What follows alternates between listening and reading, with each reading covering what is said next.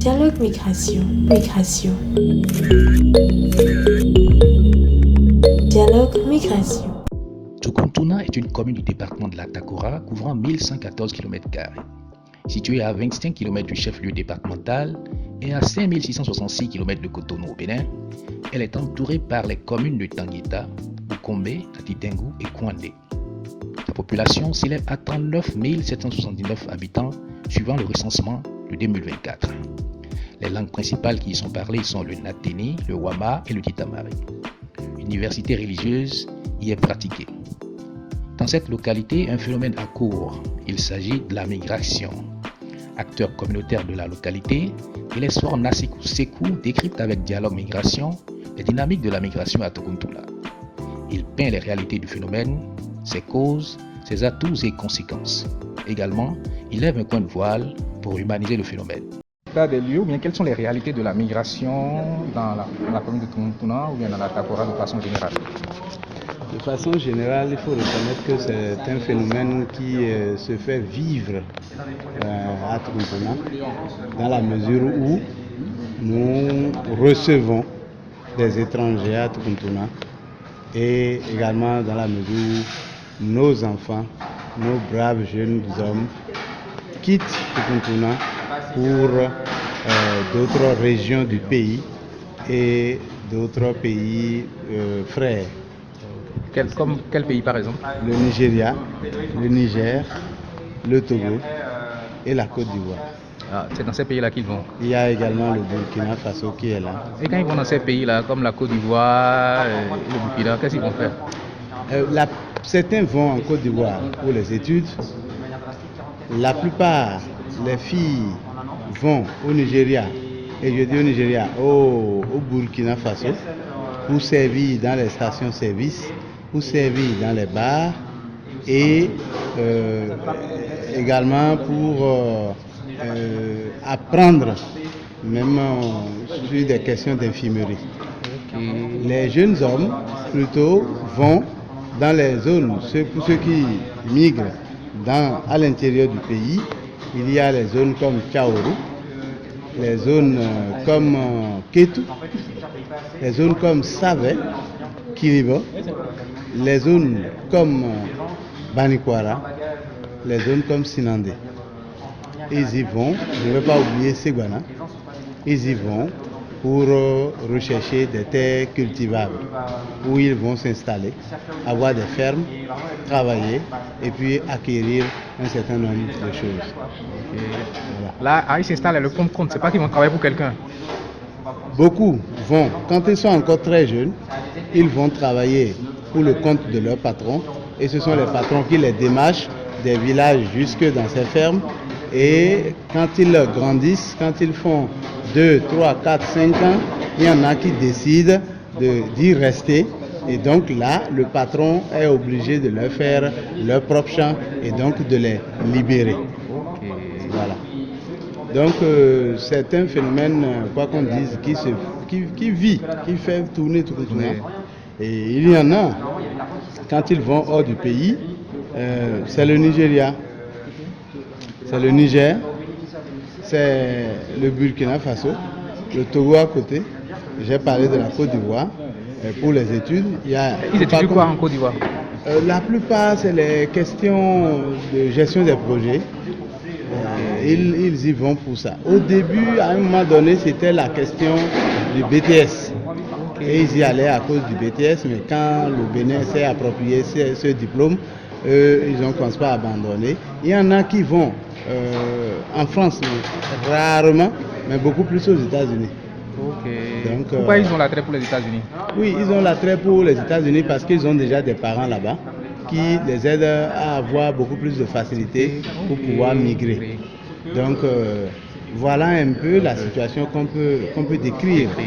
Ceux qui sont au Niger, les hommes, ça, c'est souvent pour des métiers pratiques tels que l'imprimerie. Voilà. Et ils estiment qu'aller à l'école au Niger est plus facile qu'au Bénin. Et donc beaucoup y vont pour passer le baccalauréat. Beaucoup y vont pour les écoles d'infirmerie. Et la même chose au Burkina Faso. qu'est-ce qu'on peut dire qu'est-ce qu'on peut dire de la réalité par rapport aux femmes et aux enfants? Par rapport aux femmes et aux enfants, on peut dire que concernant la migration, c'est plutôt les enfants. Plutôt les enfants. À Tukuntuna, la migration, concernant les fils de Tukuntuna, c'est plutôt les enfants qui migrent beaucoup. À cause de l'attrait d'ailleurs, leurs amis leur racontent des histoires leurs amis reviennent de l'exode avec des motos, avec des feuilles de tôle. Et vous imaginez un jeune, pour lui, construire sa propre chambre, être libre, c'est quelque chose qui amène, qui pousse les jeunes à aller également. Mais il faut dire également que pour les enfants, les tout petits, ça c'est les zones cotonnières. Banikwara, Sinandé, ils vont au début pour semer, après pour récolter. Et donc pendant la période de récolte, si vous allez dans les zones de Banikwara, Sinandé et autres, vous allez voir les enfants dans les champs. Ce ne sont pas les enfants du propriétaire du champ, mais ce sont des enfants qui ont quitté les zones telles que Tukuntuna, qui ont quitté Materi, Tangueta, Kobli, Bukombe, qui y vont. Mais avec le travail que nous avons mis en place à travers notre organisation qu'on appelle l'ONG Les Amis du Monde, qui a fonctionné sur 4 ans sur le secteur, les enfants, le trafic des enfants a suffisamment, je dois dire, considérablement diminué. Voilà. Est-ce qu'on peut par exemple, de façon palpable, avoir des impacts positifs par exemple de la migration sur la localité? Oui, vous savez, quand vous parcourez les villages, vous voyez que les gens abandonnent les anciennes habitations et s'abonnent ou bien adoptent les nouvelles habitations coiffées de tôle. Alors qu'en son temps, c'était coiffé en feuilles de paille.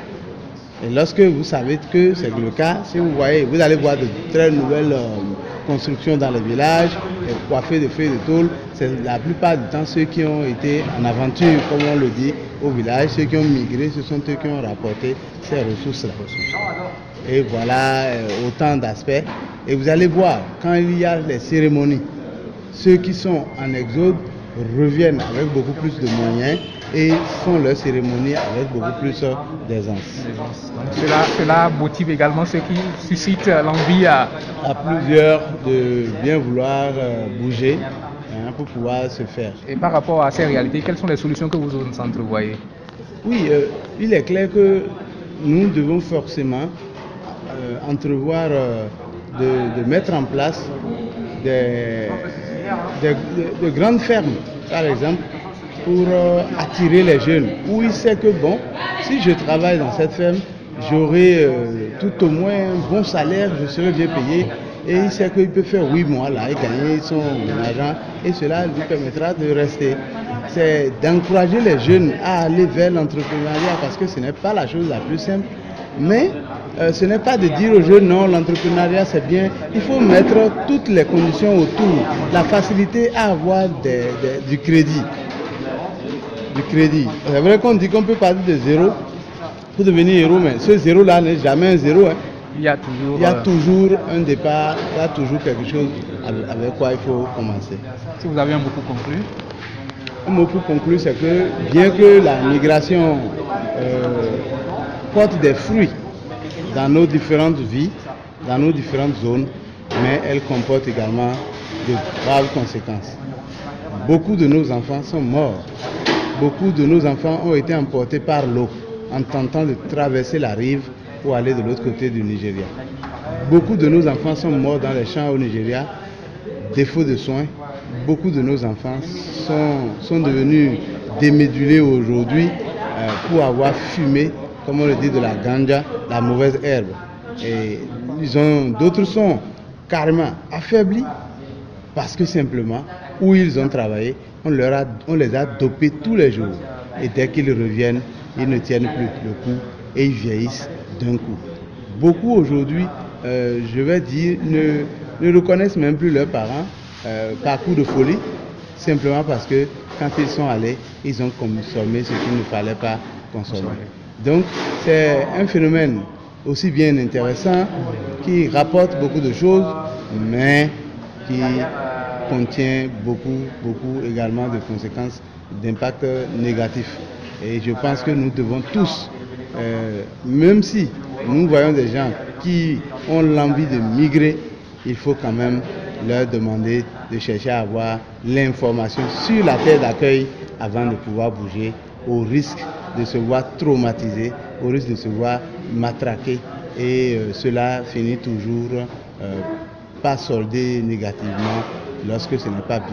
Avec notre invité Télésphore Nassikou Sékou, acteur communautaire à Tukuntuna, nous avons abordé les réalités de la migration dans cette localité située au nord-ouest du Bénin.